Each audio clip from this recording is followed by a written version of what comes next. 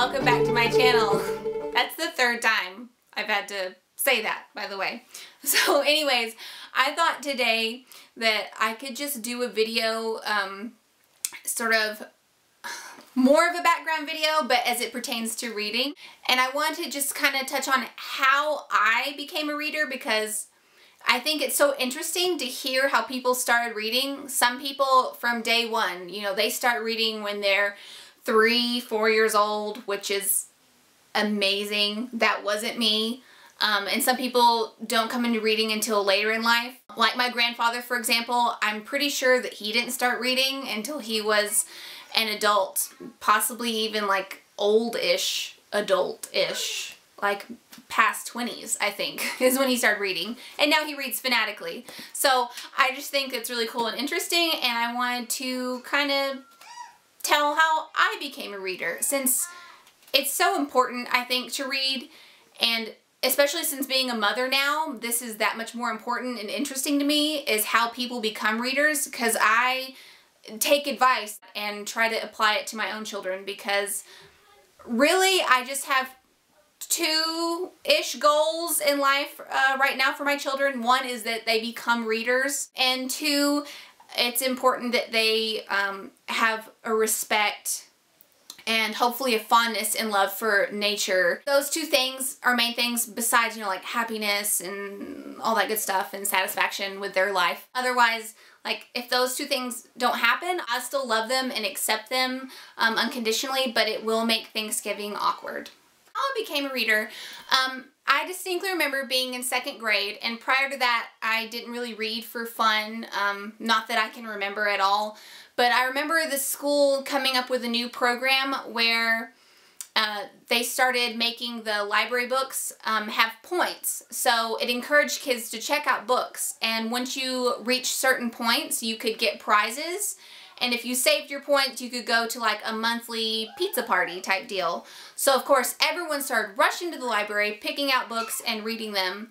Presumably, you know, they were reading them and not cheating and just writing down their book titles. I actually read mine, and I have a very clear memory of facing the bookshelf and just like, okay, what's an easy book? What's an easy book for my points? What can I pick up? And the book that I picked out was Blueberries for Sal. And this just sticks out in my mind, not because I love the story, but more because I remember reading it. I actually sat down and read it in the library because I wanted to go ahead and add the points to my list because I wanted that pizza party. And I remember reading it, and then as I read it, I actually started becoming interested in it. Like, I was actually getting into the story, and I finished it. And I remember pondering the book afterwards, like actually thinking about the story. And prior to that, I was reading the books, but not really doing that. And so this just sticks out in my mind. And I don't know why. I guess because that was just the turning point when I realized, it was like a light bulb, this book was interesting. What else can I pick out that's going to be interesting? And it just sort of blossomed from there. So I'm just really happy that my school did that, because for me personally, that's how I got into reading. As the years after that, let's see, that was when I was around 8 or 2nd grade, is when I first remember realizing reading could be interesting. And then 3rd grade, I remember reading a lot of Goosebumps because I liked being scared. I think a lot of kids that age enjoy being scared. I don't remember much about 4th grade. And then when I got to 5th grade, I must have progressed along from Blueberries for Sal significantly to V.C. Andrews books in the 5th grade. I remember just devouring these in the 5th grade. And I don't know if people are still familiar with these, but these are romance novels that there's a lot of them, for one. Tons and tons of them. But they're more than like your typical romance, because I've read typical, or what I think is typical romance, and those aren't like that good. I can't get into the stories at all. It's just like a lot of sex and stuff, which is fine, but I need more of a story. But I remember reading these, and these are romance novels by V.C. Andrews. Her most iconic one, I think, is Flowers in the Attic, which is why I picked this out. I actually got rid of a lot of them a few years ago.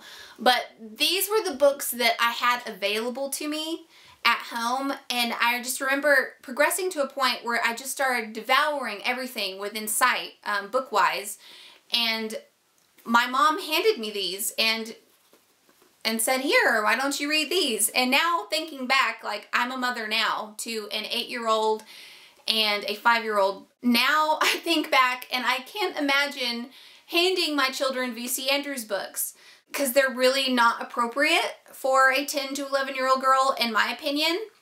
But then, on the other side of that, I am really big into not censoring books. So, on the other hand of that, I don't blame my mom at all or think poorly of her for handing me these books or anything. I suppose she was just trying to save money. You know, she was a single mom, so she couldn't go out and buy me a whole bunch of books. So she just gave me what she already had to read, since I was wanting books all the time. Because of that, I think I don't really censor the books that my 8-year-old in particular reads. My 5-year-old isn't reading yet. So if she picks up a book off a shelf at the library, I don't flip through it. I don't pre-read it. I don't feel I need to do that. I just feel like her reading will progress in whatever direction it's going to progress in. What they read is really their business.